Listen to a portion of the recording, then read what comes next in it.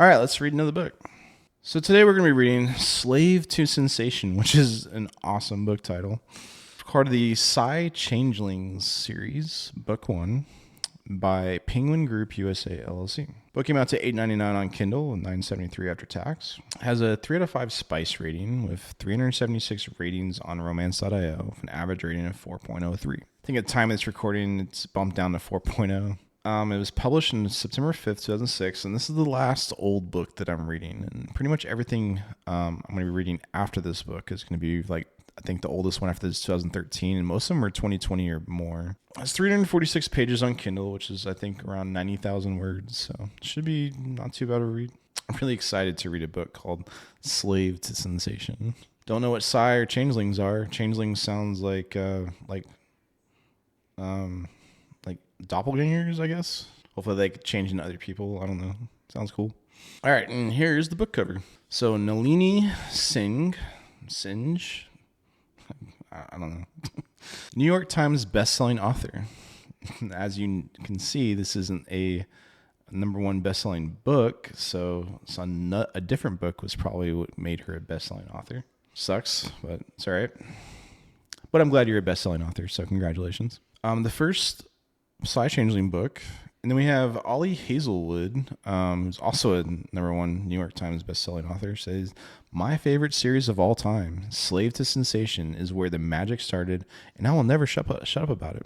I'm glad you didn't spoil this one, Ollie Hazelwood, but the last time Ollie Hazelwood showed up on a book, it was my favorite book, so I'm really excited for this now.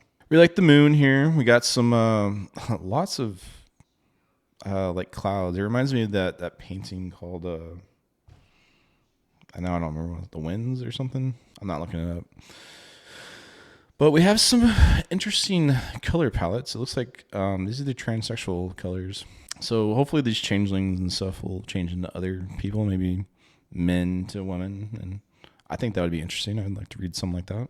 There's not much else going. It looks very romantic-y, and I'm looking forward to a book called Slave to Sensation. That sounds awesome. So I'm going to go read a book, and then I'll tell you how I liked the book. All right, read the book. It was pretty good. Not 5 stars, though, somewhere between 4 and 4.5. I was in this weird state pretty much the whole book where I was like bored and not bored at the same time. Because there are interesting things happening during this book, in theory. The problem was the loop, or like the execution, like how the plot carried forward. It kept kind of using or recycling the same premise over and over again. I would give an example, but it's all spoilers, so I'm not going to talk about it here. But yeah, it's just kind of annoying and dragging me out of the immersion for it. And this is like for the first half of the book. Second half got better, but then it had another problem as well that I didn't really like that much. So it wasn't the material I was bored with. Like all these different parts were interesting on their own, like, but when they came together to make a story, I just didn't think that this sum of the parts was better than the whole, or the opposite actually. Like the sum of the parts were better than the whole. I know that probably makes no sense, but we'll get into that later, I guess. I really, really enjoyed our female character. She's incredible, and I had so much fun exploring all of her character arc growth and everything. The male main character, not so much. Like his kind of stereotype is very abundant in all these books, and it just wasn't done very well in this book. He didn't really have agency. He was more of like just a catalyst for all the FMC's growth, and he doesn't really change at all. He was kind of one-dimensional. Kind of a bad version of wish fulfillment too. Our antagonist, it was okay. He wasn't really in the book that much. It really wasn't about that at all. It was more of the character was there to kind of like introduce us to the world and get us set up for the next books. The world building was actually really good. It's some of the best I've read in this genre so far. It's a dystopian sci-fi thriller. Instead of the usual magic fantasy we see. It was a great change of pace, and this was perfectly built for our FMC. It was a great version of this plot and character growth. Like I really loved how all those elements worked really good. As I said, the plot was good on paper. It was just lacking in execution is all. The spice was actually incredible. This is 3 out of 5, but it was like hornier and spicier than some of the 4 and 5s I read. And I'm not talking about the smut or sex scenes. I'm talking about word choice and sensuality and the FMC's point of view and atmosphere. Everything was sexy, all of it, even the mundane things like driving your car. This book is dripping with sensuality. At one point, it was like it was hard to breathe. It was so sexy. It was like gasping for air, drowning in these tangible desires that wasn't even sex. The author definitely knows how to flame like desire with word choice. Go read the book. If that's exactly what you're looking for, because this is it. Anyways, that's all I have to say without spoilers. I did enjoy the book. It had some really great and interesting ideas. It keeps you constantly horny. It really only suffered from pacing and one-dimensional MMC. All right, from here on, there's spoilers. So if you don't want to get spoiled, do not watch any further. You've been warned. All right, let's go over a general synopsis. Year is, I think, 2079. I'm pretty sure. They mentioned a few other years, but I can't remember off the top of my head which one it was. But I don't remember. I'm not going to go look it up. The book is in the future, okay? I really wasn't paying attention. I was distracted by the neon flashing lights of super San Francisco. All right, anyways, we have 3 variants in our book. You got your changelings, who are like kind of like shifters, but I think changelings is a much cooler word to use. Literally the same thing. It's very painful when they shift. They can shift when they're really early. And in this book, they're all like kitty cats and stuff, which is why I have my kitty cat shirt on. For those that don't know, this is a Father's Day gift my daughter gave me. So I established my dominance in my household and became the alpha male. And my daughter wanted to give me a token to represent that she recognizes me as the alpha male. Anyway, so we got kitty cats for our changers, which is a lot more different than like wolves and stuff. They're very touchy-feely. Like everyone in this pack just keeps touching each other like everywhere, and like on the stomach, on the neck, you know, like giving each other hugs and everything. It's there's no boundaries. They also love attention. All right, and then you got the Psi, who are like psychic human variants and stuff that can connect to each other, have telepathy, and have teleconferences in their heads. They also have this kind of thing called the Psi net, which is fueled by all this mental energy. Like they connect to each other's minds like ISPs would be. It's like the internet and stuff. They can go around searching for information and stored in locations in the Psi net for people to access. You can also create psychic shields and firewalls to keep out people or unwanted thoughts and stuff. So it's very much like an internet kind of thing, but for Psi only, and like no one else can access it. There's also normie humans, but it seems like the general population and stuff, and the Psi and the changelings kind of like control the politics, but they're like the elites of this universe. Well, normie humans are just chilling. You don't actually see any normie humans anywhere in the book. They're there. They talk about them. All right, so the Psi and the changelings are literal opposites. The changelings are animal instincts and primal and will attack you and stuff and feeling, and like they're all about individuality and being unique and stuff and indulging in all their senses, while the Psi are about cool, cold logic and stuff and depriving themselves of feelings and emotions and being calculated and intelligent and efficient with their time and stuff. Like they really value efficiency. They have like nutrient paste meals that give you all the nutrients you need and stuff. They don't care about touching each other, and I don't even think they do anything for fun. Definitely didn't talk about anything they did for like hobbies or something. And they hate each other, obviously. And, they can't relate to each other. So we start our story with the first Psi changeling business deal in 100 years. Like, I feel like they would have had some kind of relations in the past 100 years, but in San Francisco, they haven't had any business relations, so they wanted to start one. The Psi have a council of 7 that decides all the things for the Psi people. And if they want to learn more about the changelings, so they want to do a business deal in San Francisco and create a residential building area for changelings. And then the biggest pack in San Francisco called the Dark River, they want to also get close to the Psi and get relations, but not for a benign reason. They have a serial killer on the loose in the Psi population that the changelings know about that's been covered up by the Psi, and they want to hunt them out and figure out who it is. So because one of the councilwomen is in on this business deal, that's why they agreed to this business deal, so they can start pumping them for information. So which leads us to our FMC, who is the daughter of this council member, and the mother puts her in charge of this business deal. But there's a problem, and is the FMC can feel things. So in this Psi world, feelings are dangerous. Like they pride themselves in being able to say that there's no murdery intentions or androids. They're efficient, and their ideas are the best ones because they're objective and calm, cool, and collected. So there's no serial killers in the Psi network, and you can trust us. But the daughter knows this is not true. She has all these feelings. She thinks she's defective and stuff like that, because if they find out she's feeling things, they're going to lobotomize her in about 1 minute and cut her off on the Psi net from her body and kill her. Yeah, it's pretty dark. You basically have this tragedy of this woman that has been deprived of all her passion, desires, and feelings for 25 years. I think she's 25 years old.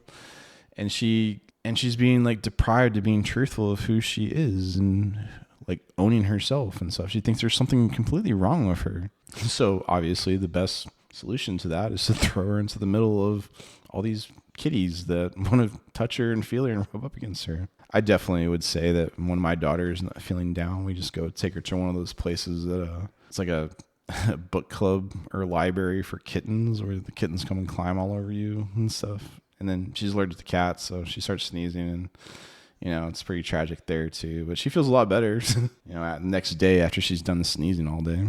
Kittens are, good therapy, and it's great therapy for FMC who just wants to be felt up. And her firewalls are starting to break and stuff. She's having a hard time containing all of these desires and passions that she has. She's like kind of like mentally breaking down. So she's thinking, okay, look, if I just go and like indulge little bits of feelings and stuff, maybe they'll go away. Just give me a little bit of heroin, just a one hit, just one time, I don't have to do it again, just one time. I mean, that's how that logic feels anyways. I don't know. Maybe it might work. So the mother throws her to these leopards to be felt up and stuff. And there's this whole subplot of not knowing whether the mother is like in on all this stuff. And I think like this right here kind of proves that she knows what's happening to her daughter. And maybe she's even going through it herself and wants to help her daughter and everything. She definitely has some understanding of the situation. So anyways, we let our daughter, she gets an office at the MMC's like office, and they start planning this construction of the residential building. He starts pumping her for information. And this is where we start our loop for the first half. So the MMC is around the FMC, and he's like, wow, I have all these feelings about the FMC. I wonder where those are coming from. And the FMC is also looking at the MMC and being like, wow, where are all these feelings coming from that I get when I look at the MMC? And then she's like, okay, we're done for the day. I've learned a lot about the plot. We've moved forward. We've learned about yourself. We've learned about me. Now let's go and talk to my mom. And she talks to mom. And the only other side we meet in this whole thing called Enrique. And he's like, yeah, I don't really have much to tell you guys about the changelings. And then, okay, so we didn't repeat. We go back. And now we're outside, all right, in the office, okay? So we're outside now, and the FMC comes to see the MMC. And the MMC is like, wow, I have all these feelings about the FMC. I wonder where all that's coming from. And then the FMC looks at the MMC, and she's like, wow, I wonder where all those feelings from the MMC are coming from. And then she gets back in her car, and she goes back to her room and stuff, and she meets her mother and Enrique and tells him, I don't have really much information on the changelings. And then we do this again and again and again. And this is where I was talking about where I didn't like it. It was just kind of fucking annoying, actually. Where you have this entire plot loop, and like every single one of the parts are different, and like by themselves are not bad writing or anything. Like it's interesting, but it's this formula of repeating this constant. I'm just like, please, can we just have something else? It was really distracting and pulled me out of the immersion. I didn't like it at all. And the worst part is like, during this time, the MMC isn't really doing anything. He's kind of just standing there and giving her information. The FMC is like solving all these problems and stuff. And she's getting all the feelings like these kitties don't have any boundaries and stuff. So she's getting felt up on her neck, and she's being held, and the guy's got like his arm around her and being possessive and controlling, and she's loving it. She's like getting all these feelings and desires she's been wanting all this time. So rooting for that. I did like that part. We learned about all these cool side characters, and there's a lot of things going on here. She learns more about the serial killer, and like discovers that like the Psy starts getting convinced that the Psy people that she's held in high regard might be harboring serial killers with all the evidence that she's being given. And the changelings are not trusting her very much because she's a Psy. She's one of the enemy. They all think that all the Psy people are unfeeling assholes and stuff. Except not her. She can feel things. So they're not very trusting her, and like they don't really want to give her information there. So this whole cycle of just like learning things slowly, and the two characters falling in love. I actually didn't really like the romance that much because everything they described for the first half of the book is just all lust. Like they just feel for each other, and I'm rooting for her because she hasn't had any of this stuff. The MMC has though, and he's just like, wow, I don't know where all these feelings from. And I'm like, I'm with you, man. I don't know where those feelings come from either. I wish you could tell me. Wish you could describe what's going on. And they dropped the whole soulmate thing later on. And I'm like, this is one of the few instances where I'm like, this isn't romantic being a soulmate. Like it feels like stapled on. I just don't feel like their romance was earned at all. I did enjoy like the writing prose of it and stuff. It was very sensual, and like you can like tangibly cut the sexual tension between them like butter. Like the author had a great way of writing this sexual tension, but it never felt like more than lust to me. Like I don't really have a problem with that. It can be fine with that. You can't just jump from lust to soulmates, in my opinion. Like it's got to be more build up. You know, we had to take our time with it. You know, I didn't like it as much. All right. So anyways, this is half the book. And the FMC is now realizing that the Psy are probably harboring a serial killer. So we now start exploring this Psy net. And this part was actually a lot of fun. I've read lots of sci-fi fantasy in my time. And the way this is described is really unique. She has to like ride around on mines and stuff, and she's spent her entire life trying to shield all of her emotions. So it's very believable that she's able to avoid detection. And they don't really expect any like danger or someone like one of their own infiltrating and stuff because like the Psy never like turn. They all know what happens if they get caught and stuff. They get deleted in a minute. So no one is really like trying to get away from the Psy or anything. So it was really wonderful watching her explore, and like you could really feel the stakes being raised because one wrong move and she's dead. So she's got to get into these high security places. She's got to find all this information, and then she's got to get out safely too. She can't just grab the information and pass on. She has to escape with it too. And it's a lot of fun. I really thought this is one of the much better parts of the book is with this whole Psy net thing. All right, so she finds information that she needs. She finds that the council actually isn't harboring a serial killer. They're harboring other serial killers, but not this one. Yeah, like it turns out she's finding all this information out that like denying yourself of basic human emotions and needs and stuff starts to break people.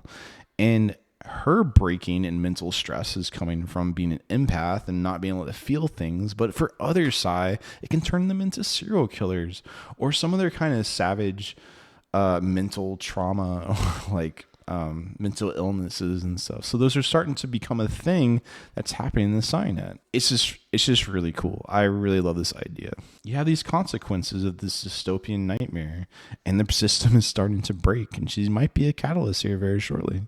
All right, so she gets back and stuff, and she relays this information, but they're starting to piece together what the MO of this serial killer is, that he's looking for changelings that have a certain wave pattern and stuff that are very beautiful and like happy and very emotional and stuff. So she figures out that she can mimic this out in the Psy net and lure the serial killer to herself, you know, and find out and unmask who the serial killer is and then let them all know. There's a problem with her plan, which is that it's going to get her killed because this will expose her to having this defect that the Psy think is a defect and stuff and get her lobotomized. She's at her breaking point. She's starting to mentally break down. So she's like, you know, it's okay if I sacrifice myself for these other people. Because we also have this dramatic tension occurring throughout the entire book where the changelings want to go to war with the Psy over this serial killer. You know, like they haven't killed as many Psy as the Psy have killed them, or, you know, whatever. But if the multiple changeling packs are like, if we find another dead body and stuff, we're just going to go and start indiscriminately killing innocent Sais to find this serial killer. You're like, we can't control it. We're animals, you know, like we have the moral high ground. They're killing our people. We just get emotional and just do things, you know, we can't control it. It's like, I don't think you're the good guys here. But either way, the FMC like sees that she could sacrifice herself and save the innocent lives of all these people that they're threatening her with. So she, doesn't think of herself very highly and wants to do that. MMC has other plans. He's like, you're mine. You can't sacrifice yourself. He's very controlling. So she says, I'm going to go along with this plan as long as we can figure out a way for you to do this safely. Like, I'm not going to let you kill yourself or sacrifice yourself. So they do meet some other Sais that have disconnected themselves from the Psynet, which she didn't think it was possible. They have something like closed loop because they need the mental feedback from each other to maintain the Psynet on their thing. About 5 people is what is required. They can't let her in because if they did, they would have to connect back to the regular Psynet. And that will alert them that they're not dead. They actually just disconnect themselves from the Psynet, expose them, and they'll get hunted down. So the MMC heroically wants to volunteer to be part of her Psynets, which is, I guess, a better use of the soulmate thing. Like, they can connect to each other because they're soulmates, but not really. Later on, we find out like any pack can do it. Like, if you're gonna have soulmates, you need to build upon it instead of just like, oh, they're soulmates, you know, like. You have to like build upon it, and this is a way to do that. So she agrees, but she's not going to connect to him. She's like, I'm gonna sacrifice myself. You know, he's wrong. There's no way this is gonna work. And I don't want to kill him too, because 2 people is not enough. They're both going to die. So they pull off this thing. The Psy people that are disconnected do some kind of distraction. I'm not sure exactly what they did. They distracted the Psynet, and she started emanating this like changeling kind of brainwave, and it lures the serial killer to us. And it's surprise, it's the only other Psy we've met in this entire book. You have the daughter, the mother, and then the other council member. That's it. There's no other Psys that we've met in this entire book. I just can't believe he was a serial killer. Anyways, so he like surrounds her and captures her in the Psynet so she can't send off any messages, and then he reveals all of his evil plan and admits it. And like, all right, thanks, I appreciate it. And then she disconnects herself from the Psynet, and before she dies, she tells them who the serial killer is, and then the wolf pack goes and kills him immediately and saves the girl off screen, you know. But the MMC is not having this shit. He's not gonna let his FMC die. So with the power of love, he connects with her mentally and forces that connection upon her, and she's very upset. She's really upset because now she has to kill him too, and it's gonna take like a month or something. But it doesn't happen because she finds out that in a month she's not draining him, and she like looks and explores his mind and finds out like the pack is another Psynet. What's the difference between these 2 races now? I don't know. And that's where we end our book. There's a lot left on the table for other books and stuff. Like, this one's kind of done, but it's really setting up to like, we're taking down the Psynet. Like, it's the Matrix. I really like this idea. I would love to explore it. It sounds interesting, and I love this idea of this sensation and like being deprived of feelings, and suddenly you're just getting all the things you want. Anyways, that's where we end our book. Let's talk about our FMC and our MMC. Okay, so let's talk about our FMC first. And I think out of all the books I've read, she's probably my favorite FMC so far. First of all, she's short and curvy. Like, it's the first time I've seen, I think everyone else is like, they're just gorgeous, you know? Like, but she's short and curvy specifically, and we love that. And she is dripping with sensuality constantly. This has got to be the horniest virgin I've ever read so far. There are scenes where she just takes down her mental mask and she's in front of the mirror sweating and she's just feeling herself up. She's like screaming for attention and sensation and desire. And she has all these passions and is barely controlled. Just gasping for breath and like just craving a hot male man to touch her. And I'm like, please, for God's sake, someone just fucking touch her. And it's great because we get sent into the tribe where there is no boundaries and they're going to touch her all the time. You know, it's perfect for her. Like peanut butter and jelly. She is masterfully written. You just have this tangible feeling of desire that you can cut with a knife like butter. I've never been more immersed in a woman's feelings and sensations and desires and passions. I was like drowning in this writing. I found myself like holding my breath at times, like not even knowing I was doing that, gasping for air. And it's not even a smut scene. She's like just driving her car, running through her fans, feeling the leather. I'm just like, oh my God, this girl. I was like, for the first half of the book, like horny the entire time. And then we get down to solving this murder bullshit. And, you know, we kind of lose that sensuality. She's already got her desires filled, you know, she's going to solve a murder case. And, you know, we got to the sex, you know, like during the yearning part. Oh my God, y'all got to read this. It was dripping with sensuality in like all the pages. It was like word choice and writing prose and just longing. I was really impressed. Like the author has a gift. Like we have this found family trope and stuff where she has this cold family that can't give her any needs, and all these boundary issue kittens definitely can give her what she needs. So like you're really rooting for it. I think this is one of the better ways to do found family, and her full growth from coming from this sensory deprived human to a full human with all of her needs and emotions met and stuff. It's just it's so satisfying to read and watch. Our MMC is not as much fun. Unfortunately, he's kind of the same person from the beginning to the end. He doesn't really have any character growth besides like falling in love with her. They hint at him like becoming more sensitive to the youngins, but like he doesn't change. Like that's all off screen. We don't get to see it. This guy has some toxic traits too. He's aggressive and controlling and territorial and demanding and telling her what she thinks and feels and stuff. And none of this really has any consequences. This was tagged with like misogyny and stuff, and I kind of agree with it because you have all of these toxic assumptions that he has about the Psy and her, and he's just like, this is my instincts, this is who I am, and he's always rewarded for it. He's always right. While the FMC is also stubborn in her ways.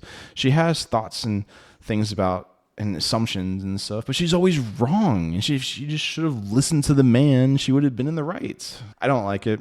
Like it didn't turn me on.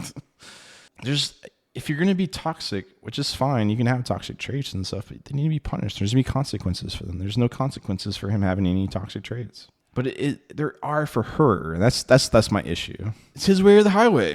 The FMC does push back on a lot of this stuff, but she's like always wrong about it. It's not endearing. And he doesn't really have any agency to do the plot. Like all the major plot points are solved by the FMC. MMC is really there to fall in love with her and be a catalyst for her deprivation of sensories, and to like be the perfect man that she wants him to be. And so the problem is that we have this serial killer on the loose capturing pack members, and he's not out there searching for her. He's not looking for her. He's not sending out people to patrol, and he's just preparing for war and putting all his eggs in the basket of the FMC to solve this murder case. It's just, I just wish he could have had more of a role besides just giving her information. And he's always right. And I'm annoyed. And then there's this issue of morality. Okay, so we have the Psy, who is obviously dystopian and evil, like depriving all these people of their emotions and stuff and hiding all this information. And, you know, they're evil. That's an evil dystopian thing. And like they talk about giving the serial killers worthless women, they're low profile and stuff to satisfy their urges so that, you know, they can never be discovered. That's villain shit. But you know what's also villain shit? It's talking about murdering innocent people to go and hunt down the one guilty party. It's the ends justify the means bullshit. Like, there's so many villain arcs and stuff where the villain goes and murders an entire village of innocents to kill the one person he knows is in the village somewhere. Or the means of murdering all these people justify the end, which is to have their warped sense of justice fulfilled. The pack, they're not good people. They think all Psy are evil, and they're willing to sacrifice as many people they can to satisfy their bloodlust. These are not good people. You can't have to control your animal urges. Where's the sacrifice? Where's the control? Where's the understanding and balance? Like, and it's written in a way where it's, the author kind of feels like they're all justified. Like, yeah, they killed some women. This one serial killer Psy like killed some women, and it's justified to go and murder all these Psy people. I don't agree with you. And I understand that my morals are not your morals. Okay, maybe you think it's justified to murder all these and innocent people for a serial killer. Like, I don't know what your morals are and stuff. Those aren't mine. This doesn't hurt the rating system, though. This is just what I'm feeling when I'm going through. Like, seeing these toxic traits of this MMC not being punished, and these ends justify the means villainous packs and stuff willing to slaughter innocents because they were wronged. Like, these are not good things for me. These are things that, like, I'm fighting back for when I'm reading and stuff. I'm not feeling comfortable with this. It has a problem when the author like makes it feel justified and stuff. I'm like, I don't agree. But it doesn't hurt the writing. I understand my morals are not your morals, and I can empathize with that. And it's just something that I want to talk about, and like how I'm feeling when I'm reading this. Like, killing really to me is only justified when protecting the innocent or like defending yourself. Like, that's the only two times I really think that the violence is necessary. We're enlightened people. We're not animals. Like, we should know better. I was kind of just rooting for them to both kill them. Both these sides just to kill each other off. Like, yeah, they're all evil to me. I need character growth. Like, you're going to have toxic traits. You need character growth. Like, that's just me. I know we're desensitized to violence in our culture and stuff, and like sex is bad and violence is good and stuff, but I disagree. I don't think we should have that standard in our society, in my humble opinion. I would talk about the antagonist at this point, Enrique, the only other side that we ever meet in this book. But there's not really much to talk about. He's just kind of there as a plot device to propel us into future books with this whole Signet and council thing. He's killed off screen. It's not satisfying at all. Like, all right, you're a serial killer. You're indulging in feelings and emotions and impulses and stuff, and being a huge hypocrite because you murder people that do. So, yeah, you're a hypocrite.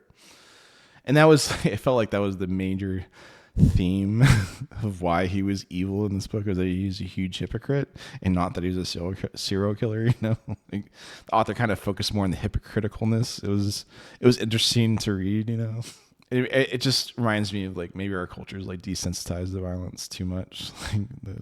Like the fact that he's a hypocrite is worse than he was a serial killer. So hopefully we get to explore all this Signet and council thing in future books. Like, it felt like it was more setting up for that than he was actually a true antagonist.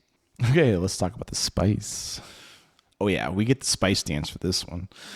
Thank you, author, for the smut. I really appreciate this smut.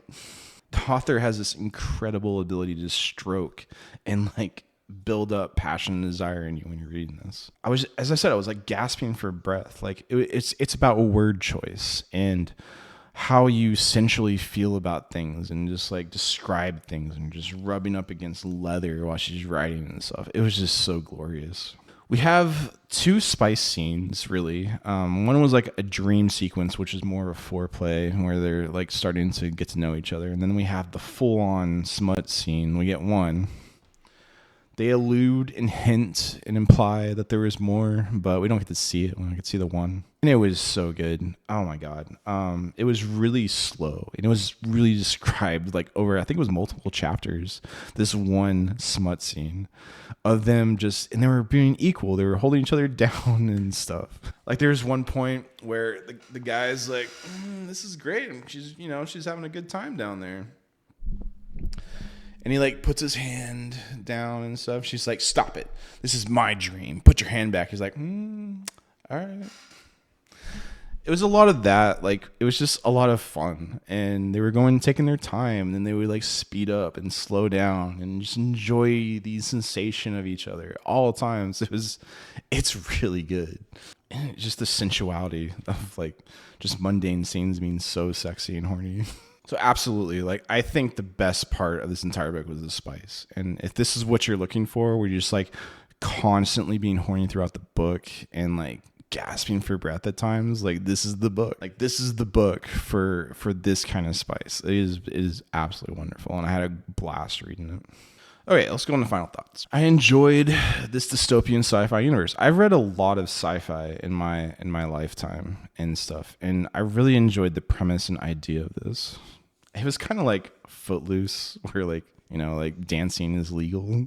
There was this Christian Bale movie that I don't remember off the top of my head, which felt like a lot of like 1984, which kind of had the same premise, which was they all took this drug that inhibited all their feelings and stuff.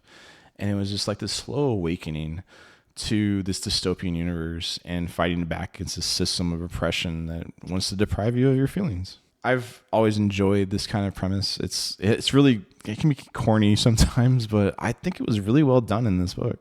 And we have this perfect FMC to go through this experience. Like, she's just so craving, deprived of any kind of sensation, and just her lust for it, just to be touched, it's just a wonderful ride.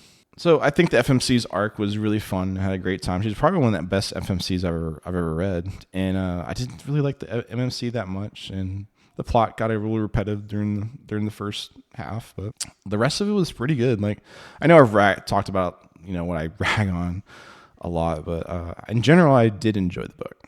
I don't say I kept reading as soon as I picked it up. I did take breaks and stuff, and was a little bit bored, but it was generally a great read. And I do see a lot of potential in this series where she comes back to the Signet and retakes it, because they hint at her having this really interesting mind that could be like a signal flare for other people, and like allow other people to feel emotions and everything. And I would really like to see that, and see the council being taken down. It sounds like really fun. I'm rooting for her, so we'll see how it goes. So thank you, author, for writing this wonderful, sensual book. And you have a great gift at writing sensuality. I don't think this book was written in 2006, so I'm sure everyone knows about it now. But please enjoy the coffee money I gave you, and I'll see you in the next one.